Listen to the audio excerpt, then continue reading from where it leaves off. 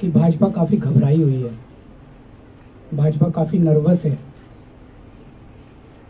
उस रैली के बाद से कई लोगों के मेरे पास पत्रकारों के भी फोन आए कि सर अब चुनाव कराएंगे क्या टाइम पे, ये लोग कहीं डिले तो नहीं कर देंगे। एक चीज जो साफ साफ आज रैली से निकल के आई कि बीजेपी के पास दिल्ली चुनाव के लिए कोई भी पॉजिटिव एजेंडा नहीं है। वो पूरा का पूरा चुनाव नेम कॉलिंग, भला बुरा बोल के नेगेटिव पूरा चुनाव लड़ने वाले हैं। उन्होंने मुझे झूठा बोला, उन्होंने मुझे एनार्किस्ट बोला, उन्होंने मुझे भगौड़ा बोला, उन्होंने मुझे धरना करने वाला बोला, काफी कुछ बोला उन्होंने मुझे। हमने कभी भी इस किस्म की व्यक्तिगत गाली गलौज और भला बुरा बोलने वाली राजनीति नहीं की। हमने हमेशा पॉजिटिव मुद्दों की राजनीति हम लोगों ने की है।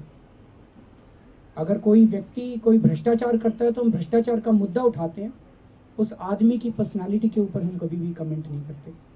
तो जो कुछ उन लोगों ने नेगेटिव मेरे बारे में बोला उसके ऊपर मैं कोई टिप्पणी नहीं करना चाहूंगा।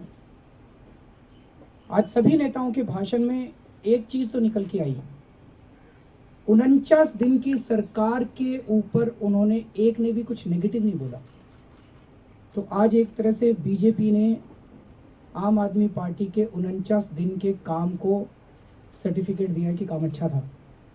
उन्होंने कांग्रेस के काम को 15 साल को लताड़ा, उन्होंने काफी और चीजें बोली, लेकिन मैं एनार्किस्ट हूं, मैं धरना करता हूं, मैं ये करता हूं।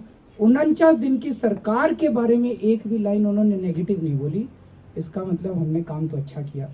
दिल्ली की जनता भी कह रही है और भारतीय जनता पार्टी भी कह रही है।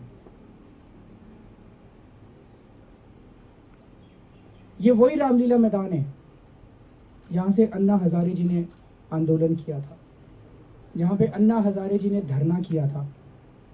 ये वही रामलीला मैदान है जिसमें आजादी के बाद का शायद सबसे बड़ा धरना हुआ था आज तक का। ये वही रामलीला मैदान है जिसमें पूरे देश के लोग सड़क पे भ्रष्टाचार के खिलाफ उतर के आए थे। और आज उसी धरने का, उसी रामलीला मैदान से मजाक उड़ाया गया। ये ठीक नहीं है। 6 महीने पहले चुनाव हुए थे इस देश के अंदर। उन चुनावों के पहले भारतीय जनता पार्टी ने कई सारे वादे किए थे। अभी 6 महीने के अंदर ही वो सारे वादे भूल गए वो लोग। आज उनके एक के ऊपर भी चर्चा नहीं की उन लोगों ने।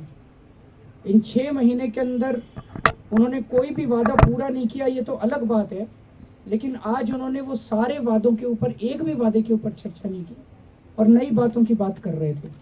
वज़ीर-ए-आज़म नरेंद्र मोदी ने अपने खिताब में अरविंद केजरीवाल पर जबरदस्त निशाना साधा। अरविंद ने भी जवाब में तमाम तरह की बातों का जिक्र किया और तमाम एक एक सवाल का जवाब अपनी प्रेस कॉन्फ्रेंस में दिया। ऐसे में देखने वाली बात होगी कि चुनाव में आवाम पर इसका कितना असर पड़ता है और आवाम किसकी बात पर भरोसा करती है।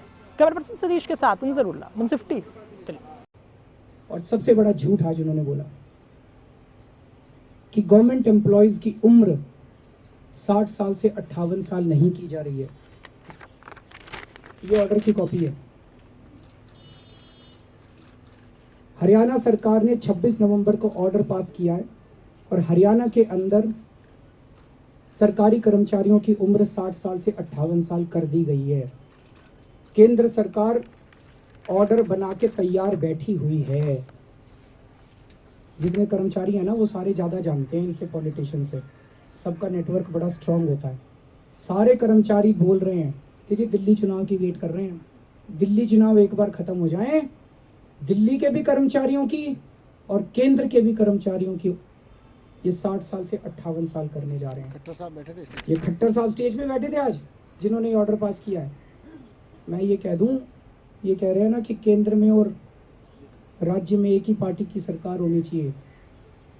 केजरीवाल ही लड़ेगा आप सबके लिए। अगर दिल्ली में किसी हालत में नहीं होने देंगे मैं 60 साल से 58 साल उम्र।